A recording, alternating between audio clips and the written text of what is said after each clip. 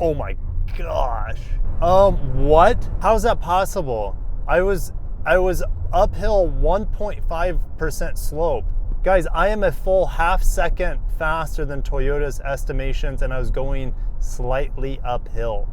What kind of wizardry is that? I'm still in shock that Toyota has two wagons in America. You have the Crown Signia, also known as the Crown Estate in other markets, and we have this new vehicle called the BZ Woodland. This is a fully battery electric vehicle, unlike the hybrid Crown Signia. Before destination, this vehicle is priced around $45,000. It's about $46,700 something after destination. There's also another trim level above this, the premium trim level, which gives you a few more options. But I'm gonna drive this, I'm gonna tell you what it's like to drive today, and I still can't believe how fast this vehicle is. So let's get into it. Now, just like the BZ, formerly known as the BZ4X, as well as the CHR, this is built in Japan. However, it is built by Subaru in the Gunma Prefecture. Now, we just have a prop stick here, but let's talk about what we have under the hood, okay? We have total, between these two motors, 375 horsepower. You split that half in the front, half in the back, and there's nearly 400 pound-feet of torque here. Now, there's this one battery pack option here, and that's 74.7 kilowatt hours. Usable battery is a little bit less than that, around 66 kilowatt hours. And this is the only vehicle that has 375 horsepower in Toyota's EV lineup. Of course, as an EV, there's no gas cap here. We have a 11 kilowatt AC charging port here, but this is NACS. So you can also go to Tesla superchargers and charge it there, up to 150 kilowatts. It can do 10 to 80%. In about a half an hour. So let's talk about the front end here, the design. I love the blacked out Toyota logo. It looks almost identical to the normal BZ, okay? The non-Woodland, formerly known as the 4X. I do have parking sensors up front. And we do have a light bar in the front, which is very similar to the standard BZ model, as well as where these lights are on the side. Okay, down here is a little bit different. We have some fancier silver garnish at the bottom, which definitely differentiates itself from the standard BZ. You see the hammerhead design with the light bar. What is very different here is how chunky this piece is. Now, Woodland for Toyota is more of an off-roady focused vehicle. Okay, this has about 8.5 inches of ground clearance, which isn't that much. It's very similar to the RAV4 in terms of ground clearance, RAV4 Woodland, I should say, but this piece is unpainted. And it's matte plastic to also match what we have on the hood here at the top. All right, now I like this blue color, it looks pretty good. It looks like a Subaru blue, again, because this is built by Subaru. But there you have the wagon back into it. This is gonna have the most cargo capacity until the Highlander EV comes out, but we have the roof rails up top, which are standard. You have standard 18-inch wheels, and you can also have at a no-cost option all-terrain tires. So all-terrain tires will get you about 260 miles of range, while these all-season tires get you 281 miles of range. I'll talk more about range later when I start driving it. Again, more matte black plastic over the rear wheel, and this is a nice feature. Look, smart key access on all four doors. That's a pretty rare feature. I know this vehicle is getting up there in price, around 45K, but if you think about it, this vehicle is very similar in price to the Crown Signia, except this is a lot faster and a lot quieter than the Crown Signia. This can tow up to 3,500 pounds. This does not have a tow hitch receiver on this specific unit.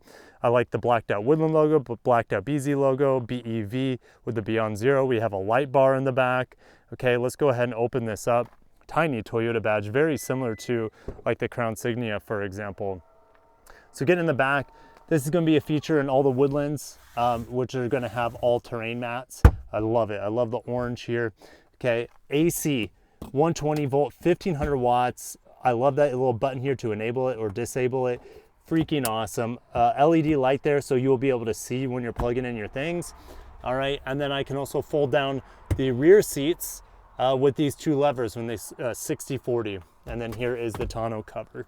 So really happy with the amount of cargo capacity back here, but also that AC power outlet. Of course, we have an automatic lift gate. Let's go ahead and get into the back seat here of this BZ Woodland. Now, lots of legroom, my goodness. And these seats do recline. I have a couple different levels here of reclining. I have a little handle above me.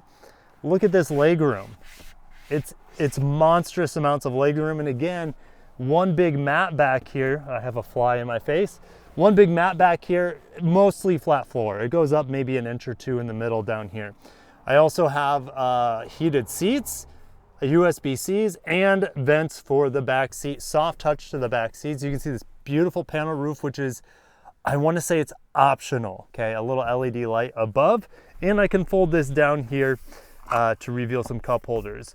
Now these seats, they are kind of a two-tone, kind of like a brownish gray here, mixed with a black. They're really comfortable. Toyota calls this SofTex. It's kind of a synthetic leather. It's really, really comfortable. I like that they're perforated because it's going to help you breathe a little bit better. And just to let you know, the materials here on the door are quite nice too. All soft touch here, and ooh, look at that. They have automatic one-touch windows. Seat comfort, fantastic. Feels just like a Crown, honestly. Now this is a bit chonky here, but I do have 2 wireless chargers. Vent placement's pretty good. This one's higher over here, which I appreciate. This is a standard 14-inch screen. You see this sort of screen in Lexus products, okay, like NACS, RX, for example. You have heated seats standard, heated steering wheel standard. All right, there is no glove box like the BZ, for example, so that's gonna throw some people off. But like the new RAV4, the dash sits really low. I think the Prius is like this too, if I remember. So I like how low the dash sits. It gives you a better sense of like visibility. You don't feel as sunken down in the car, even though the doors are really high here, but the dash sitting down does feel like it opens up the visibility. Now, some people don't like this. Okay, this sort of screen debuted on the Prius. You also see it on the first gen BZ4X, where the screen sticks above the steering wheel. Now, in most cars, you're looking at the screen in this area, underneath the wheel. But here, it's above. And for me, it doesn't cut into my line of sight. It doesn't, or so should I say, the wheel does not cut into my line of sight, but you guys can drop, look how far you can drop the wheel down, and then you have even better visibility here. All right, physical buttons here on the steering wheel. Your radar cruise control, blind spot monitor standard, of course. I have a 360 camera, which is standard on this model. Okay, I was not expecting that because it is not standard on the CHR, but the CHR is a less expensive vehicle. So I'm gonna put it into park. All right, I don't want it to beep at me. Automatic parking brake comes on as well. I also have auto brake hold here. So this is your twist to get into drive. All right, twist for drive, twist to reverse. You know, I like in some ways how the Koreans are doing this. They're putting it as a stock here because then it frees up all this area instead of having it fixed here and you're not touching it most of the time. Again, a camera button here. You also have X mode all-wheel drive. I will be doing some off-roading with this vehicle today with the all-terrain tires. X mode is a feature that's brought over from Subaru, so it's pretty cool to have that here. You also see X mode, I think, I don't know if it's in the CHR, but I think it's in the BZ standard model too. Okay, there's an eco mode, which, you know, there's not a lot of driving modes. It's just eco and standard. Okay, well, there's X mode, but there's no like sport mode, which I prefer. Like, I just give me as little modes as possible, as long as it's done right, and it is done right. Okay, then I'm fine with it. Now, I have auto folding mirrors, which are standard, again, on this base grade. Which is fantastic. And what else? Auto high beams. I have windshield wiper cleaner. Sorry, headlight cleaner. Of course, I have my windshield wiper cleaner. But there's a button over here for I can't talk. For your headlight cleaner. Headlight cleaner button. That's definitely like a feature you see on like Crowns, on the Crown lineup, sometimes in Lexus lineup. So headlight cleaner button is super awesome. Now, there's also a button over here for odometer and trip, as well as brightness. This is getting harder and harder to find in modern cars, an odometer and trip button. So many times you have to fly through the touchscreen or get lost in the touchscreen, or sometimes you have to go through the major screen here, which is really, really annoying to do. All right, so I like the physical buttons for odometer and trip. I have wireless Apple CarPlay and wireless Android Auto as well. And I have a volume knob, which is great. Physical rotary dial for my temperature control. Let's go ahead and do that. Okay, So we're gonna put it like to 72 degrees. It's 62 degrees outside. What are some things that this model is missing that the, you know, the premium model will have? Well, it doesn't have digital rearview mirror. It doesn't have ventilated seats. I have heated seats like you saw back there. You know, and I have an optional sunroof here. I'm not really missing much. Okay, the JBL is gonna be something that many of you guys will want to have. There's a CHR driving by me. Like, I have a power seat over here, but it doesn't have a lumbar control for the passenger side. I think that's something you get on the other model or the more expensive model. So I'm not really missing anything here, honestly. There's nothing that I feel like I'm lacking. Ventilated seats might be that important. JBL might be that important for you. But honestly, I'm really happy with how this is equipped, even around $45,000, $46,000. So let's go ahead and buckle up and go for a ride. First time driving the BZ Woodland. Is it just fantastic? Should you not even consider a Lexus? I mean, well, and why is this thing so fast? I don't know. Buckling in the BZ Woodland. So this is raw initial driving impressions because, well, this is my first time driving the vehicle. I was in it in May of 2025 when this vehicle debuted, and I'll just say right away the comfort in this vehicle is really impressive. Now, there was a bunch of CHRs and BZ Woodlands driving around this parking lot, and the good news is that the pedestrian warning noise is not annoying at all.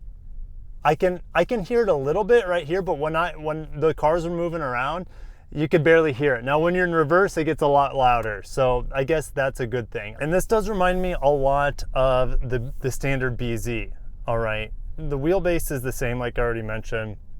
It feels, honestly, it feels the exact same vehicle driving it at low speed so far. When I turn up the acceleration, that's when it's gonna change. But Toyotas kind of have this, like, they have this copy and paste with their 3 EVs out of Japan. Even though this is technically built by a Subaru at the Gunma plant in Japan, where the CHR and the BZ are built at Toyota plants in Japan, they all feel identical and they all feel really well built, really solid.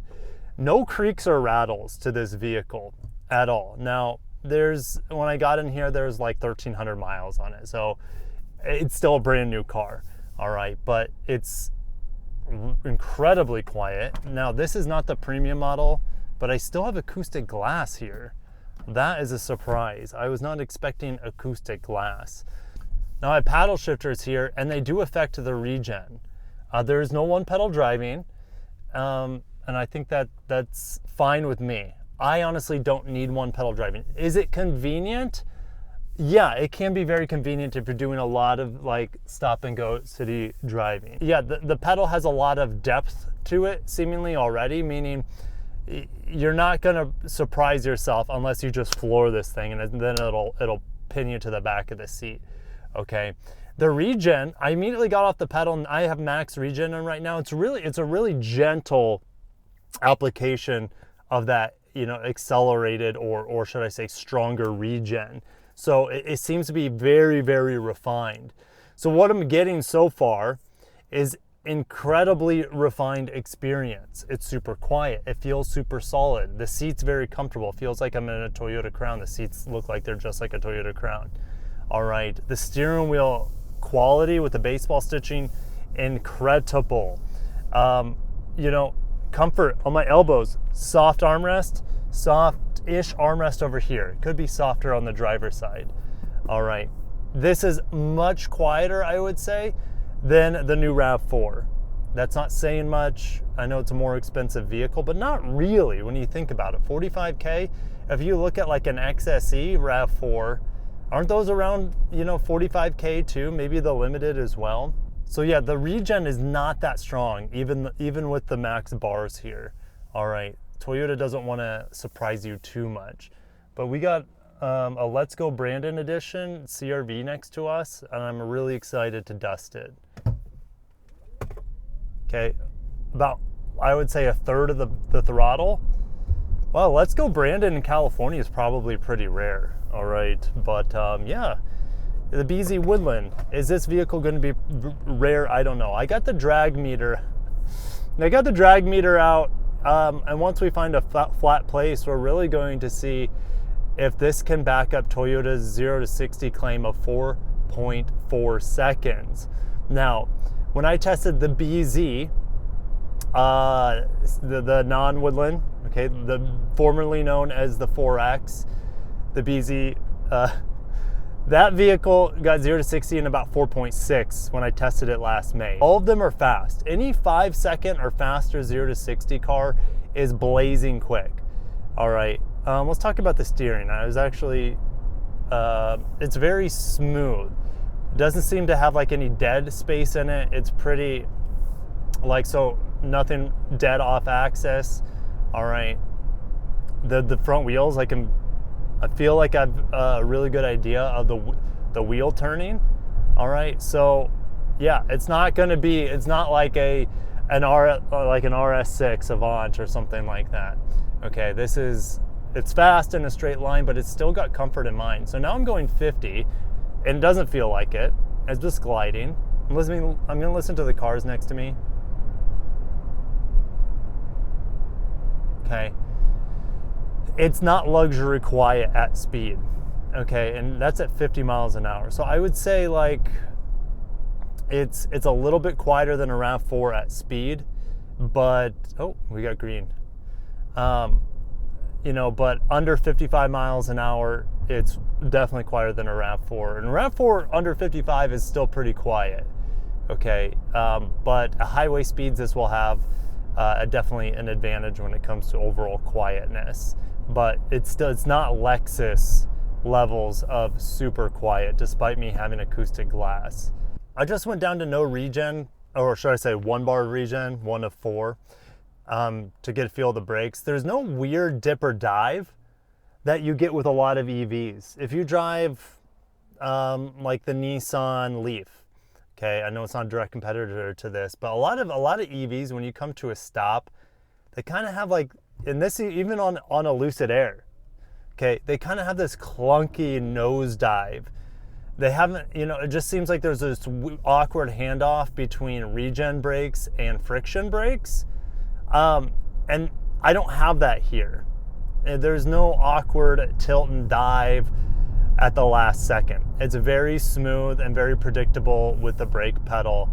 And that's what I do remember a lot still with the original BZ4X. Now this is of course a vastly improved system compared to the original BZ4X, but what the original BZ4X did really well, it was smooth, quiet, it handled well, and it didn't feel really that much like an EV. It just felt like you're driving almost like a Toyota hybrid, but with, you know, you're always in EV mode in a Toyota hybrid. Okay, it still feels very, very much like that here. All right, we're gonna turn here. I'm kind of held up by this Cadillac in front of me. Steering has a nice heft to it. Okay, but onto the brakes. But the steering surprisingly has a nice strong heft to it, and a very smooth feel as well. So it handles better than I thought it was going to. Well, I shouldn't say that because the original BZ4X handled well. All right, but like you forget sometimes that you can calibrate some really smooth, predictive, and accurate steering, even with electric power steering, on an EV. And this vehicle does a really good job. And again, into the brakes here, just really predictable, really smooth. No, there's a tiny, I would say a tiny bit of dip and dive, just a tiny bit, but it's not going to upset you like I get a little upset in the Nissan Leaf. It has too much of a little dip and dive. It's not a deal breaker, but it's something that could be ironed out, and it's pretty well ironed out here. Hard to the brakes because we have a stop sign that's completely covered by some bushes, and the brakes are just really predictable and really smooth. So Toyota's absolutely nailed the refinement of this vehicle when it comes to the handling, road manners. Its suspension is damped really well. All right. We might be able to do a 0 to 60 around here soon. The throttle response is really smooth. It's not herky-jerky. So it's just really refined. It's very Lexus-like. The only thing a Lexus would do better than this is highway wind noise, probably. I haven't tested the updated RZ, so the jury's still out on that, but it's still very quiet here. I'm not raising my voice even going 60 miles an hour, but I do notice that wind noise just a little bit. All right, we also have physical buttons on the steering wheel, as well as like this little switch here for volume control. Now, this doesn't have the JBL audio. That's on the premium version of this. So I'm gonna listen to the music with this bass 6 speaker system, and I'm gonna tell you if it's any good or not. You know, the bass sound system on like a RAV4 is not good, but the bass sound system on a Camry is really good. All right, so, okay, so the bass sound system's okay. It's not bad. It gets loud, but there's not a lot of depth to the sound. The highs aren't really there. The bass is okay. The mids are just, they're lacking as well. So the mids and highs are really lacking, and the bass is acceptable for a bass sound system. So it's pretty average. Nothing, so like if you want the JBL audio, the 9, I think it's a 9 speaker, definitely upgrade to the premium if you're an audiophile, because this leaves me wanting a little bit more, in my opinion. Okay, we're gonna do a 0 to 60 here. You know, there's not that many straightaways, so this one's gonna be a little bit uphill, and then I'll do the same thing on the way back and go. Oh my gosh. What? Guys, what? How's that possible? I was uphill 1.5% slope. 0 to 60 was 3.92 seconds. How is that possible? I was going uphill, and 0 to 100 kilometers per hour was 4.15. I'm gonna have to test that again. That, like, guys, I am a full half second faster than Toyota's estimations, and I was going slightly uphill. What kind of wizardry is that? And go. Oh my gosh. It pulls so hard to about 50. There's 3.9 again. So that was slightly downhill, minus 0.3. So, guys, Toyota has a roughly a 4-second 0 to 60 car here. A 4-second 0 to 60 car for $45,000. Let that sink in. In a wagon. Let that sink in. I can't process this properly. It's crazy fast. 3.9 second 0 to 60. I've got it twice now. Once I got it uphill, and I don't understand that. Okay, and then it did it again going downhill.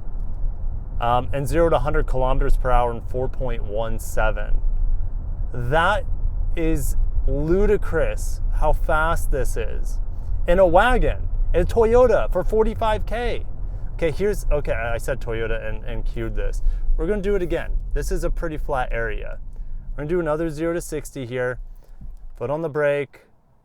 Let's put auto brake hold on. Okay, and go. Gosh. There's 80, like 3.9 again. 3.9. I've done it 3 different times. Once uphill, it got 3.91, and twice, I mean, that was downhill 0.2% slope. Again, I'm in mountainous country. It's really hard to find flat land here. But 4 second 0 to 60s, no problem. In fact, it's faster. It's 3.9. Toyota advertises this at 4.4. Now, I have 1 foot rollout accounted for. Okay, so that is on. But even if I took that off, let's say it's like, it would be a 4.1 second 0 to 60. So I'm just stunned by how fast this was. Now, I was also, and I'm getting a little sweaty too, because you know, it's a little bit nauseating how fast it is. I was stunned by how fast the new BZ was. excuse me, with 338 horsepower. I'm like, surely this can't be that much faster with 375, but it is. It is that fast. Okay, it's not the fastest car I've been in, but like for 45K in a wagon, an unsuspecting wagon, to be this fast is just preposterous. But here's another thing. I'm never ever going to be going that fast in this car, hardly ever, unless I just want to dust like a Corvette at a light, which this will do. Yeah, it'll dust just about everything at a light. Okay, this is the fastest Toyota. Oh, let me think about this. Is this the fastest Toyota ever mass produced? The Supra would do 0 to 60s in like the mid 4s with the inline 6. Now, I just looked up 0 to 60 times of the Supra. Obviously, the automatic's faster. Some claim 3.7 seconds, some claim 3.9. Now, when I've tested it, the best numbers I ever saw was like, I think around 4.4, 4.3. That's real world, okay? Because it's rear wheel drive limited. You just don't have enough grip. In any situation, you'll be able to rattle off 0 to 60s faster than a Supra, okay? The Supra will only beat this in like a prepped like drag strip. Turning radius is good here. Okay, we're gonna do it again. Why not? I can't believe how fast it is. And I'm going uphill here. Again, 3.9. 3.9. It's done it 4 times in a row, and I'm still in shock. What has Toyota done here? What have they done? What have they done? They've created a performance wagon for bargain, like I'm not saying bargain prices, but super affordable. I have to do more testing on the efficiency, but it's saying I'm getting 5.2 miles per kilowatt hour. Now keep in mind that's all in town, but that's insanely efficient. And a smaller vehicle like the Nissan Leaf, I was getting like 3.8 miles per kilowatt hour. So if I'm really getting 5.2, and driver attention warning is really annoying. So if I'm really getting 5.2 miles per kilowatt hour times 66 usable kilowatt hours, so my city range would be 343 miles. Okay, let's take 3.5, assuming that's my highway range, times 66, about 230 miles of highway range. So it's really efficient in town. Again, wait till I get this at home for a whole week where I can do some like extended highway driving to figure out what my range actually is on the highway and what kind of efficiency I'd actually be seeing in town. So for example, like my efficiency has dropped now to 5.1 miles per kilowatt hour. So I honestly don't think you would have any problems with your city range being over 300 miles. But again, you don't need your city range to be long. What's nice about though is 5+ miles per kilowatt hour is that you can go further on your energy, which means you're spending less money to get from point A to point B with really high efficiency. All right, even though you would never really need 343 miles of city range. All right, so what's my final verdict here of this vehicle? Well, it's crazy fast. It's a cool wagon. It's super smooth. It's super comfortable. It's very refined. It handles quite well. Like, the only con would be like, hey, it's a bit chunky here. And maybe you guys, myself included, I'm not a big fan of the climate control here. Just give me real buttons, Toyota. But it's not a deal breaker because at least I have a real rotary dial here for climate control. I have great features, even on this base trim, which is not really a base trim. We know that the Subaru Trailseeker has the true base trim. This is a mid trim, okay? And it's a very well-equipped mid trim. So I'm gonna shut it down there. Thank you guys for watching, and I'm just really impressed with this vehicle. So I'll catch you in the next one. Peace.